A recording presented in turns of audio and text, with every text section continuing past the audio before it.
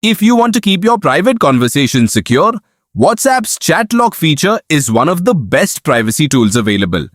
It allows you to lock individual or group chats using your phone's fingerprint, Face ID, or device passcode, so only you can access them. In this guide, I'll show you how to lock chats in WhatsApp. First, open WhatsApp on your Android phone or iPhone and make sure you're using the latest version of the app. From the Chats tab, find the individual or group conversation that you want to protect. Open that chat, then tap the contact name or group title at the top of the screen to open the chat information page. Scroll down until you find the chat lock option, then tap it. Next, turn on Lock this chat with Fingerprint on Android or Face ID on iPhone. If your phone doesn't use biometrics, WhatsApp may ask you to confirm using your device PIN or passcode instead.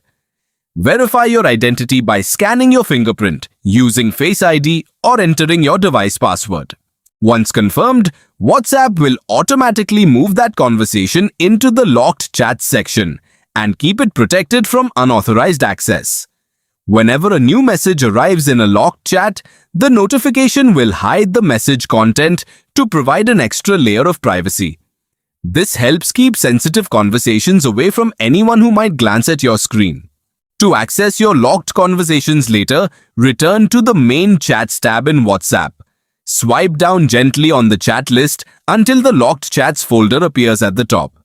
Tap the folder, then authenticate with your fingerprint, Face ID, or device passcode. After verification, you'll be able to view and reply to your locked conversations normally. That's all there is to it. Your selected WhatsApp chats are now securely locked and protected, giving you greater privacy whenever someone else uses your phone. Thanks for watching. And don't forget to like this video, subscribe to the channel, and turn on notifications for more helpful WhatsApp tutorials.